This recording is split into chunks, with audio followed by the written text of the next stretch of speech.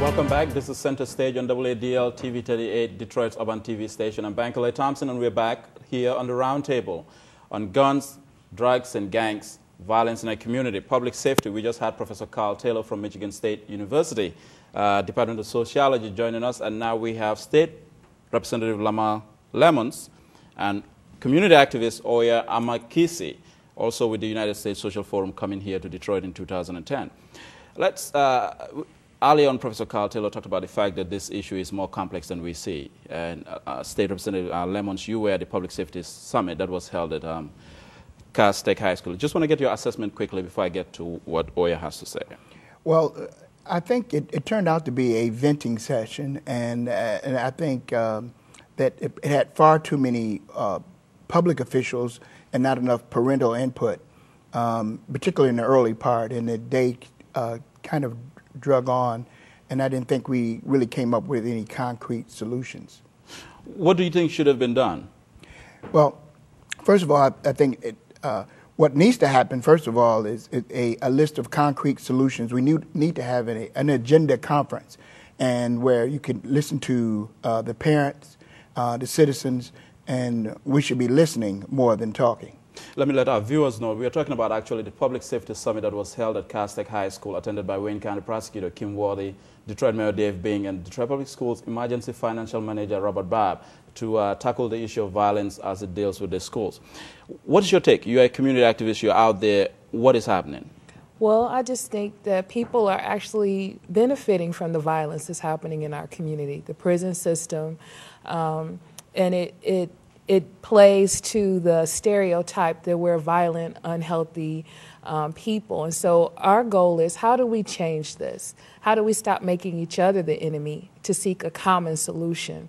How do we stop demonizing the parents and the young people? How do we work together with the schools and hold our officials who are supposed to represent us accountable for meeting our needs? I'm going to talk about what role parents have to play, but when you talk about how do we do this, how do we do it? Well, first we need to have open and honest conversation.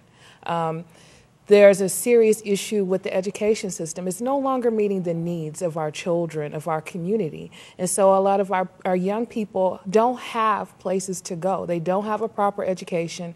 There are no jobs out there. And so they're turning to alternative lifestyles, which is usually violent.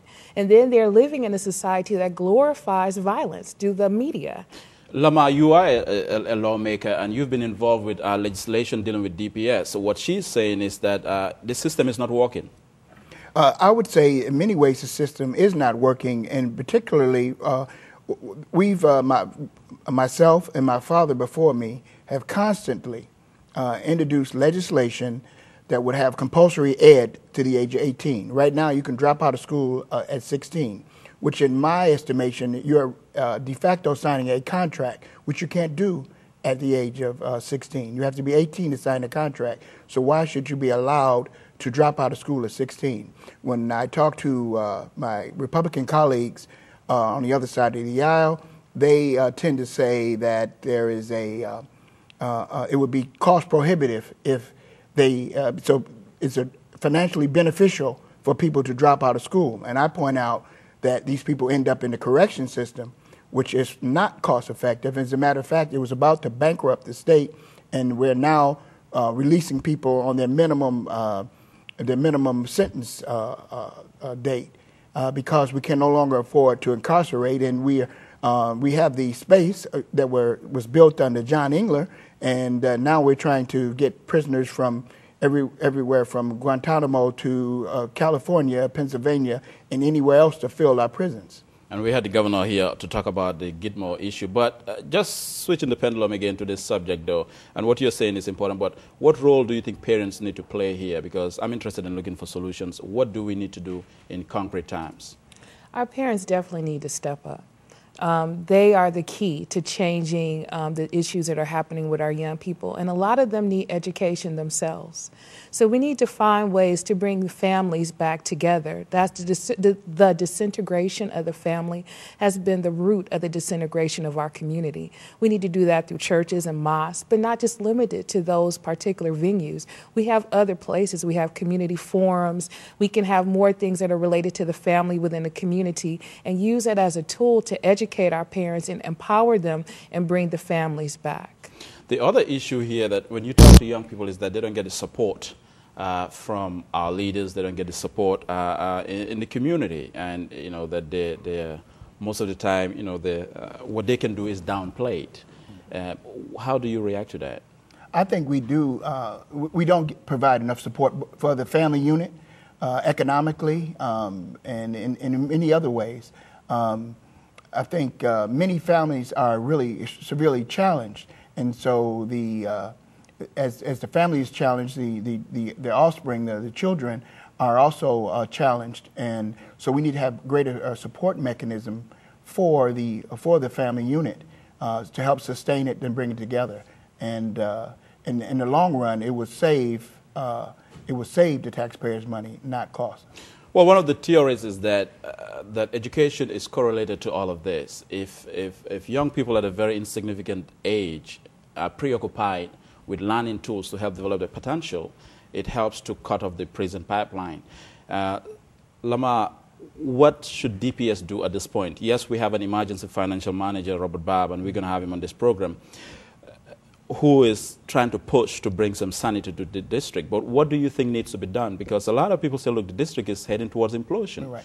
And if we have reported gangs in the schools and all kinds of, you know, I mean, parents don't want to send their kids to that. I would not want to send my kid to a school where there are gangs. Exactly. I think that, first of all, the schools should be open to 8 o'clock in the evening. We need, when I say parental support, I mean we need to have the schools open, and the city could come in without any additional money and operate the whole recreation and cultural support mechanism from 4 to 8 every day, because many of the families are challenged even to feed their children. And so if the schools were open, for instance, in the area of Detroit from east of Van Dyke, south of 7 Mile, there's not a single recreation center. And that area has the largest youth population in the state of Michigan. So there's no recreation center. Did you let the mayor know that? I did. What was his response? Well, they're looking into it. He's a brand new mayor. But I did let the previous administration know. They closed 6 recreation centers over the years. So there's no recreation center east of Van Dyke, south of 7 Mile, approximately 1/5 the size of the city, the largest youth population in the entire state of Michigan. So guess what else is the highest area of crime? You have the highest youth population and no recreation center, no support. So in the inner city, there are basketball rims set out in the middle of the streets.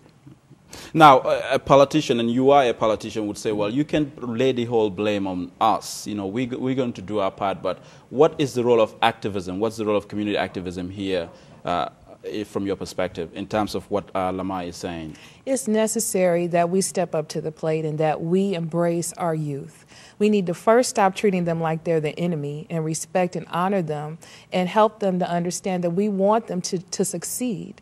And when we invest in our young people, and activists, that's a necessary part of our work, to invest in young people, to make them play a role in uplifting our community. How can they get involved? How can they be agents of change themselves? And when they become a part of it, then they become more positive, and they shift their focus from doing negative things to more positive things. We'll take a quick break. You're watching Center Stage on AADL TV 38, Detroit's urban TV station. I'm Bankole Thompson. We'll come back with our roundtable.